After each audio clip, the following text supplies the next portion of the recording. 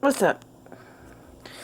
I want to talk about my husband's death because I can't get answers and I don't think people understand what exactly happened. This is my husband.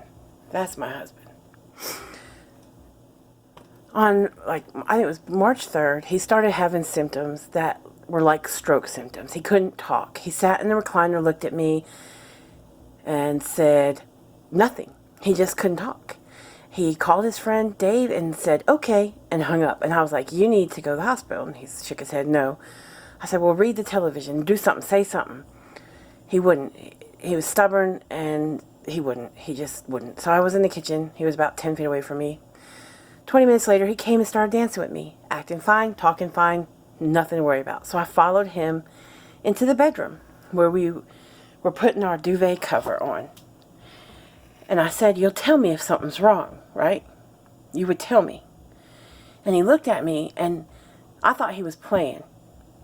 He started shaking his head back and forth, violently. And I thought he was playing. I thought he was mocking.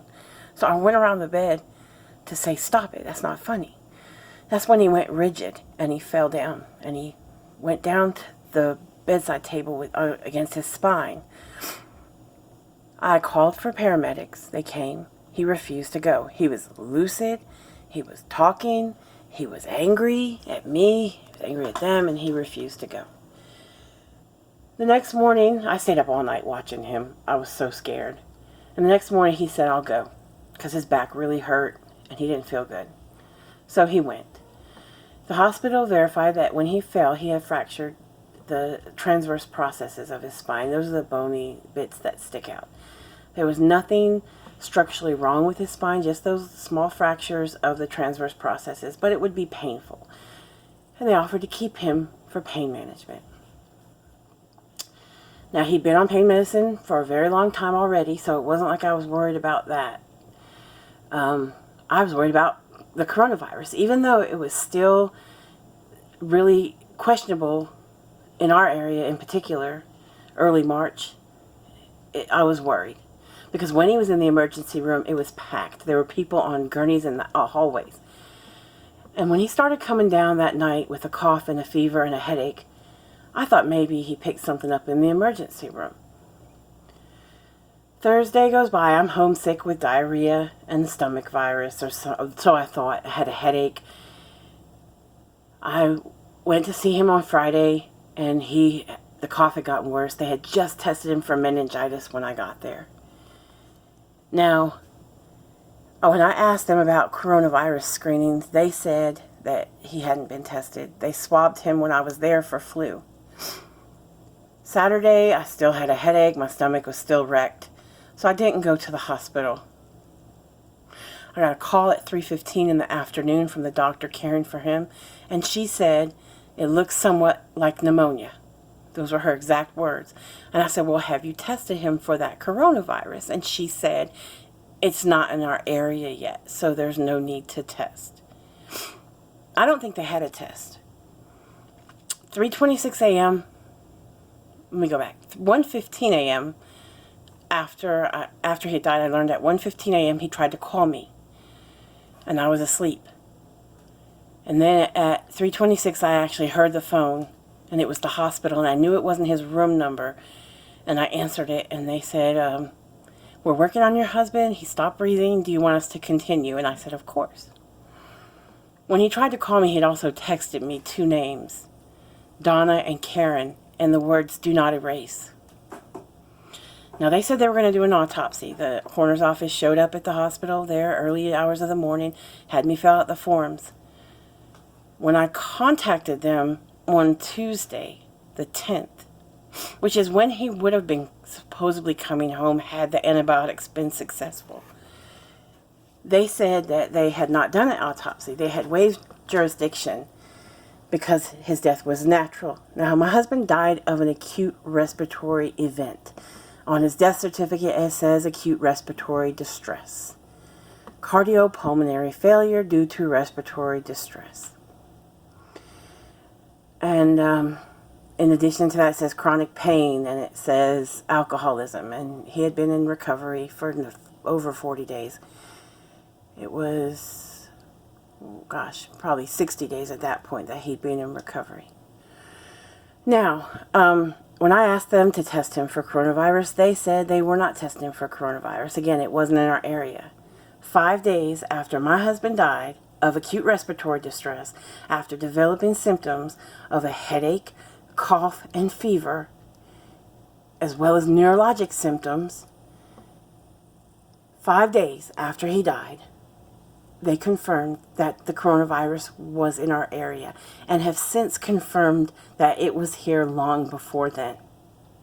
Now, I will never know if my husband died from coronavirus or some other virus. I do know, as of recent calls with the actual Ada County coroner, that my husband was tested for multiple strains of coronavirus, but not COVID-19.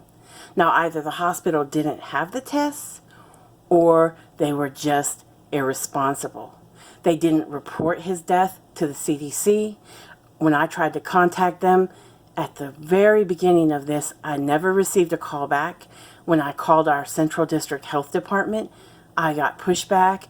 Everything was contrary to what I was suggesting, and I could not, before he was embalmed, get anybody to touch him to test for coronavirus. Now, he died drowning in his own bodily fluids. And I believe it was coronavirus. I can account for the 2 places that we went the week before, the surgeon's office and the barbershop.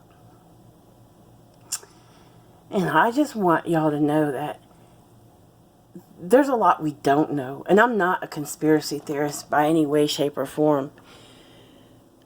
I always believed that we weren't being told the truth. And I always believed that testing was being suppressed. And we have had confirmation of this recently. First in Tulsa, when Donald Trump said to the crowd, I told my people, slow the testing down. And again, this past week, with the Bob Woodward recordings.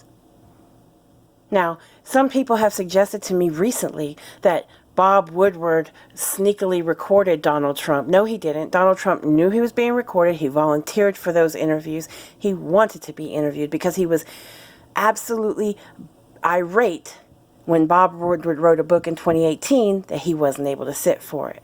But his staff knew that it was a bad idea because he has diarrhea of the mouth and can't shut up. Which for us is beneficial now because we know what we didn't know, but it's too late. And if my husband had coronavirus, obviously it's too late for him. There's the remains of a 6'6", 220-pound man. He was funny. He was beautiful. He did magic tricks. He sang Hootie and the Blowfish. And he was mine. And we had just got married on February 14th.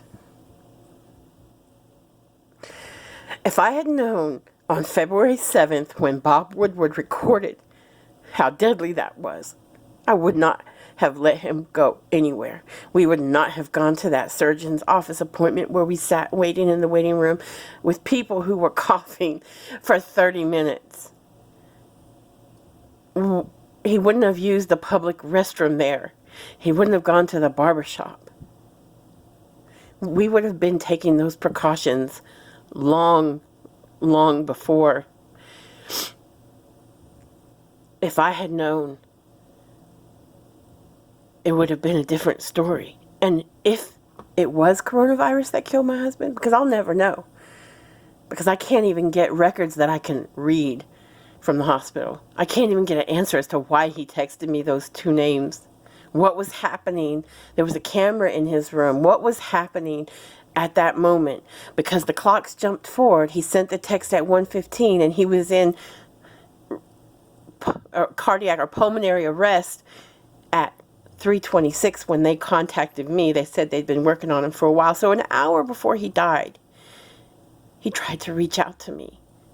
An hour before he died, he sent me 2 people's names and don't erase. There's my husband, Howard. He was a father, a grandfather, a uncle, a husband, a son. And we miss him. And I am angry every day when I think that had we known, and if it were the case that this was COVID that took him, had we known, we would have made different choices. Please stay safe. Take this seriously. And please, for goodness sake, get your news somewhere reliable. If you haven't figured out that Fox News is compromised, you're not thinking for yourself. I'm not asking you to watch CNN. I'm not telling you to watch MSNBC. I'm telling you to get your news from a variety of places and double check and cross check before you share anything. This didn't have to happen.